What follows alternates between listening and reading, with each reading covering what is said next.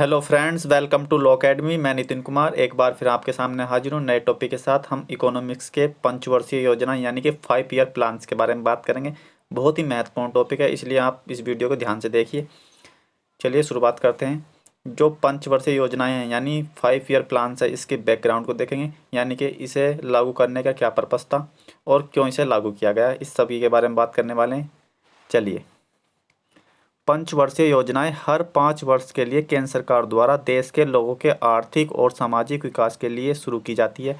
यानी कि जो इसे शुरू किया गया था 5 वर्ष के लिए किया गया था और केंद्र सरकार द्वारा किया गया था, और लोगों के आर्थिक और सामाजिक विकास के लिए इसे शुरू किया गया था। ठीक है, आगे देखेंगे। पंचवर्षीय योजनाएं केंद्रीकृत और एकीकृत राष्ट्रीय आर्थिक कार्यक्रम है। कैसा कार्यक्रम है? राष्ट्रीय आर्थिक कार्यक्रम है। आगे देखते हैं। 1947 से 2017 तक भारतीय अर्थव्यवस्था का नियोजन की अवधारणा का यह आधार था।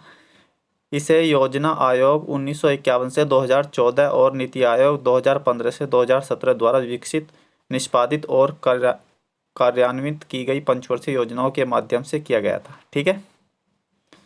पदेन अध्यक्ष के रूप में प्रधानमंत्री के साथ आयोग के पास एक मनोनीत उपाध्यक्ष भी होता है। यानी कि जो इसका अध्यक्ष होता है वो प्रधानमंत्री होता है, और इसके पास एक उपाध्यक्ष होता है जो प्रधानमंत्री क्या करता है, उसको मनोनीत करता है। ठीक है, और जिसका पद एक कैबिनेट मंत्री के बराबर होता है। यानी कि जो इसकी पावर्स होती हैं वो कैसी होती है? एक कैबिनेट मंत्री के बराबर होती हैं। आगे देखते हैं। मोंटेग सिंह अहलूवालिया आयोग के अंतिम उपाध्यक्ष थे। 26 मई 2014 को इस्तीफा दे दिया। इन्होंने 26 मई 2014 को क्या कर दिया था? इस्तीफा दे दिया था। 12वीं योजना का कार्यकाल मार्च 2017 को पूरा हो गया। ठीक है, जो 12वीं योजना थी वो 2017 को इसका कार्यकाल पूरा हो गया, ये भी याद रखना आपको। पहली योजना 1951 से 1956। ठीक है। प्रथम भारतीय प्रधानमंत्री जवाहरलाल नेहरू ने भारत की संसद को पहली पंचवर्षीय योजना प्रस्तुत की। यानी कि जो पहली पंचवर्षीय योजना थी वो जवाहरलाल नेहरू के द्वारा की गई थी। और कब की गई थी? 1951 से 1956 के बीच में। और इस पर तत्काल ध्यान देने की आवश्यकता थी। पहली पंचवर्षीय योजना 1951 में शुरू होती है, जो मुख्य रूप से प्राथमिक क्षेत्र के विकास पर केंद्रित थी। बहुत महत्वपूर्ण पॉइंट है। आपसे कई बार क्वेश्चन पूछ सकता है कि जो पहली पंचवर्षीय योजना थी वो कौन से सेक्टर पर आधारित थी, यानी प्राइमरी सेक्टर पर आधारित थी।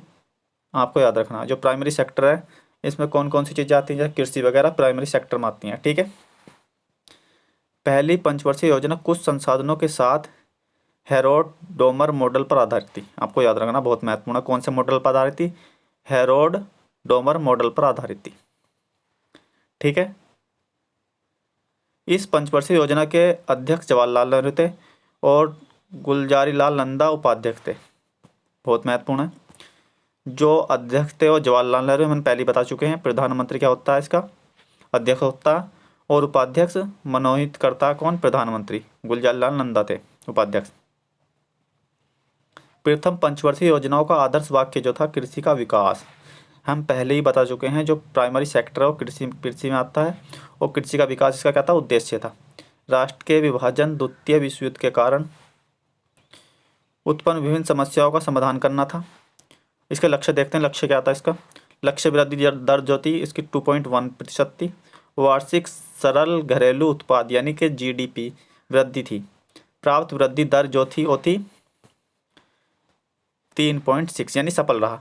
जो पहली योजना थी यानी कि फर्स्ट प्लान था वो क्या रहा था? सफल रहा था, क्योंकि इसमें जो लक्ष्य रखा गया था 2.1% का रखा गया था, और जो इसने प्राप्ति करी थी कितनी करी थी? 3.6 की। तो इसलिए क्या रहा? ये सफल रहा। दूसरा वो देखते हैं, दूसरी योजना देखते हैं। 1956 से 1961 तक चलेगी। दूसरी योजना सार्वजनिक क्षेत्र के विकास और तेजी से औद्योगिकरण पर केंद्रित थी, यानी कि ये सेकेंडरी सेक्टर पर आधारित था। ये भी आपको याद रखना, जो हमने पहली बताई है वो प्राइमरी सेक्टर पर आधारित थी, ये सेकेंडरी सेक्टर पर आधारित थी, जिसमें हम इंडस्ट्री वगैरह इंडस्ट्रियल क्षेत्र में देखेंगे औद्योगिकरण के बारे में। योजना ने 1953 में भारतीय सांख्यिकीविद प्रसाद चंद्र महालनोबिस द्वारा विकसित एक आर्थिक विकास मॉडल महालनोबिस मॉडल का अनुसरण किया। यानी कि जो ये था मॉडल, ये किस पर आधारित था? महालनोबिस मॉडल पर आधारित था। ठीक है, आपको याद रखना है, ये भी बहुत महत्वपूर्ण है। भिलाई, दुर्गापुर और राउरकेला में हाइड्रो इलेक्ट्रिक पावर प्रोजेक्ट और 5 स्टील प्लांट क्रमशः देखते हैं कौन कौन से हैं। सोवियत संघ, ब्रिटेन और पश्चिमी जर्मनी की मदद से स्थापित किए गए थे। ठीक है, भारी औद्योगिकरण को बढ़ावा देने की शुरुआत की गई थी इसमें। बहुत महत्वपूर्ण पॉइंट है, आगे देखते हैं। लक्ष्य वृद्धि जो रखी गई थी, कितनी रखी गई थी? 4.5% की। और वास्तविक दर कितनी रही थी? 4.27 की, यानी कि आंशिक रूप से सफल रही, यानी हम कह सकते हैं लगभग क्या रही है, सफल रही। ये योजना भी, दूसरी योजना भी सफल रही। जो पहली योजना थी ये तो पूरी तरह सफल रही थी, और ये आंशिक रूप से सफल रही। तीसरी योजना देखते हैं, थर्ड प्लान देखते हैं। 1961 से 1966 तक चला, बहुत महत्वपूर्ण है ये भी। तीसरी पंचवर्षीय योजना ने कृषि और गेहूं के उत्पादन में सुधार पर जोर दिया, लेकिन 1962 के संक्षिप्त भारत चीन युद्ध ने अर्थव्यवस्था में कमजोरियों को उजागर किया और रक्षा उद्योग और भारतीय सेना की ओर ध्यान केंद्रित किया। जो 1962 में हमारा भारत चीन युद्ध हुआ था, इसलिए क्या हुआ था, जो हमारी इकोनॉमिक्स थी वो बहुत कमज़ोर हो गई थी। फिर 1965 से 1966 में भारत ने पाकिस्तान के साथ युद्ध किया, यानी कि फिर 65 से 66 तक भारत ने युद्ध किससे किया था? पाकिस्तान से किया। 1965 में भीषण सूखा पड़ा और युद्ध ने मुद्रास्फीति को जन्म दिया। आप मुद्रास्फीति जानते हैं, इन्फ्लेशन बोलते हैं जिसको इंग्लिश में। यानी कि इन्फ्लेशन बढ़ने से क्या होता है? महंगाई बढ़ जाती है, आपको ये भी याद रखना। यानी इन्फ्लेशन बढ़ेगा, यानी मुद्रास्फीति बढ़ेगी तो क्या होता है? महंगाई बढ़ जाती है। यानी कि जब सूखा पड़ा 1965 में, क्या हो गया था? मुद्रास्फीति बढ़ गई थी बहुत ज़्यादा।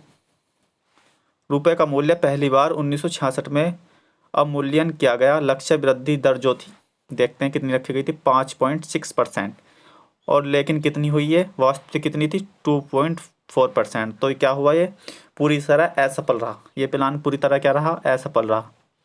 ठीक है, आगे देखते हैं। तीसरी योजना की दयनीय विफलता के कारण सरकार ने योजना अवकाश 1966 से 1967, 1967 से 68 और 1968 से 1969 तक घोषित करने के लिए मजबूर होना पड़ा।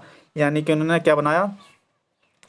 इसे बोलते हैं हम योजना अवकाश। एक एक साल का वो करा, यानी कि 67 से 68, 68 से 69 तक।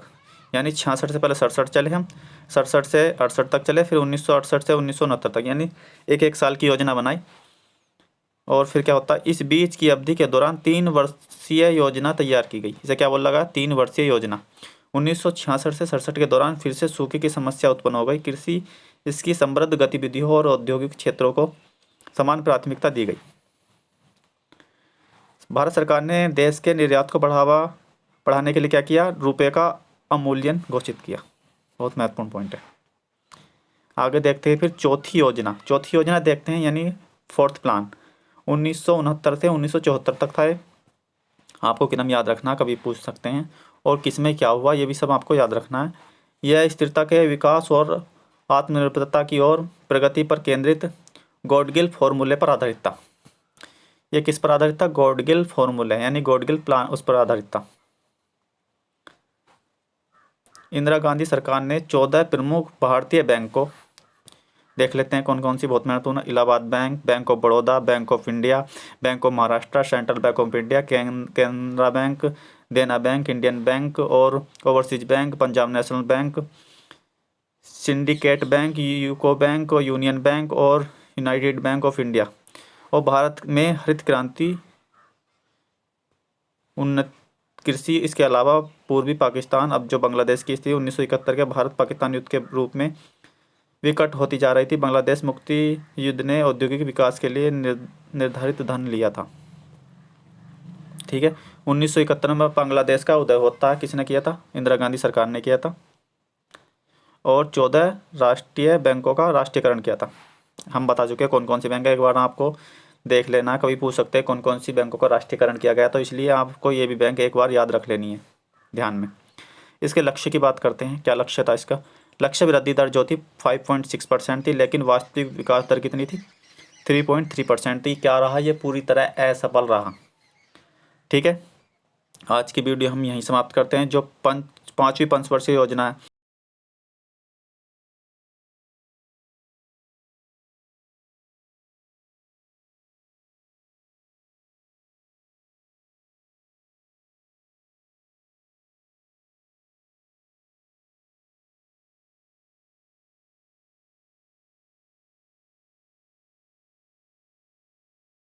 और धन्यवाद।